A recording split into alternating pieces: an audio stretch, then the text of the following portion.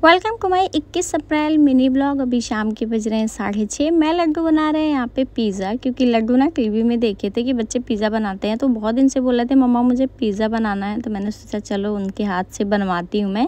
वैसे आधा से ज़्यादा काम तो मैंने ही किया था, लेकिन ऐसे में ना बच्चे भी खुश हो जाते हैं। फिर हमने 2 पिज़्ज़ा बनाया था। मैंने सोचा छोटा छोटा टुकड़ा लेके सब लोग खा लेंगे, क्योंकि डिनर के टाइम पर ही सब आएंगे, तो इसलिए मैंने ना और थोड़ा सा लेट ही बनाया था।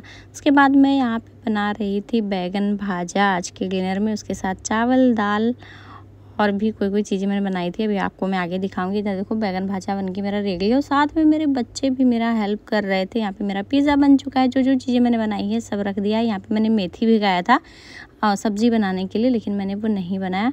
अभी रात का टाइम हो चुका है, सब खा पी चुके हैं। मैंने लड्डू के पापा को बोला बच्चों को देखो जब तक मैं सारे काम ख़त्म कर लेती हूँ। फिर मैं आ गई थी किचन में। मैंने जल्दी किचन क्लीन किया, बर्तन धुले। तो बस ऐसा गया आज का हमारा दिन। मिलती हूँ नेक्स्ट वीडियो में। Bye bye.